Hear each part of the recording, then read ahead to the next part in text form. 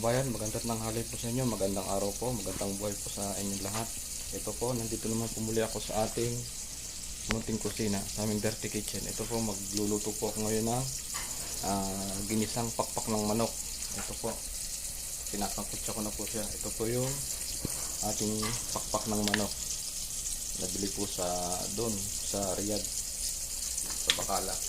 Tapos, ito po, sahugan po natin siya ng konting gulay-gulay. Yan.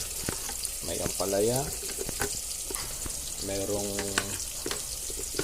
patola, kalabasang puti. Yan, pinaghalo-halo ko na po siya. Sama-sama na po yan pag-iisa.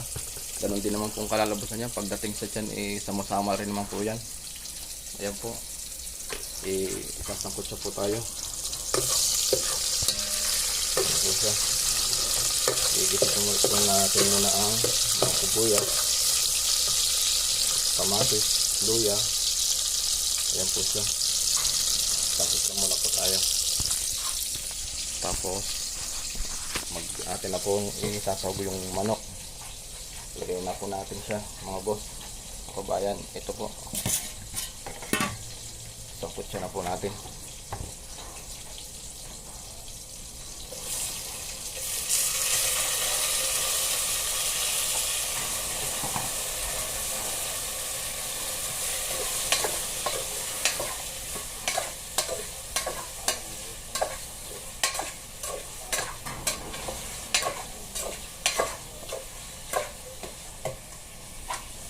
Yan po mga boss, na sangkot na natin siya.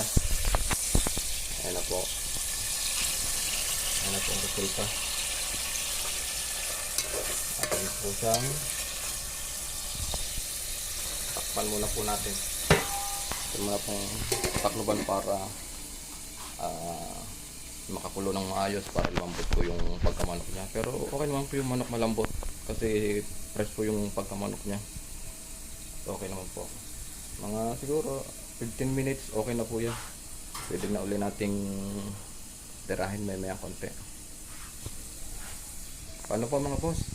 At atin muna po itong asikasuhin para makapang nanghalian na po ulit tayo. Makain ng tanghalian.